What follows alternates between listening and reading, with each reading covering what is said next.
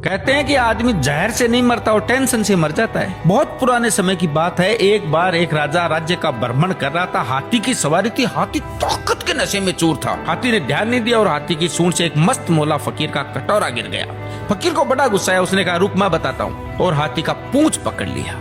हाथी ने पूरी ताकत लगा दी पर हाथी एक कदम भी आगे नहीं बढ़ा सका। राजा ने पीछे मुड़ के देखा तो फकीर के हाथ में हाथी का पूंछ था। राजा को बड़ा अचंभा हो कि एक फकीर में इतनी ताकत। राजा फकीर के पास में गया और बोला कि आपकी जगह फुटपाथ पे नहीं है, आपकी जगह तो राज दरबार में होनी चाहिए। आप इतने ताकतवर हैं, आप हमारे साथ चलिए। आपको कुछ नहीं करना है, केवल राज दरबार के राज मंदिर में एक दीपक जलाना है सुबह 4 बजे और आरती करनी है और कुछ नहीं करना। फकीर ने कहा, ठीक है, अच्छा खाने पीने को मिलेगा।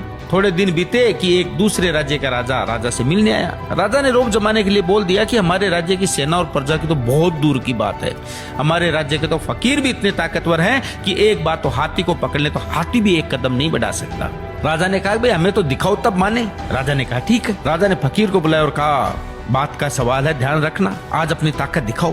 फकीर ने कहा, ठीक है, हाथी को बुलाओ। फकीर ने हाथी का पूंछ पकड़ा मगर अब की बार पासा पलट चुका था। हाथी फकीर को घसीटते हुए ले गया। राजा को बड़ा अचंभा हुआ और फकीर से बोला कि जब फुटपाथ पे रहते थे, रूखा सूखा खाते थे, तब भी तुम्हें इतनी ताकत थी। अब तो तुम राज दरबार में रहते हो, 56 प्रकार के भोजन करते हो, फिर ताकत कहाँ गई? फकीर जोर से हंसा और बोला, ताकत को टेंशन खा गई। पहले मेरे कोई टेंशन नहीं थी, कब उठना है, कब जागना है, कब सोना है। अब रात को सोता हूँ तो टेंशन लेके सोता हूँ कि सुबह 4 बजे उठना है, दीपक जलाना है, आरती करनी है। टेंशन मेरी ताकत को खा।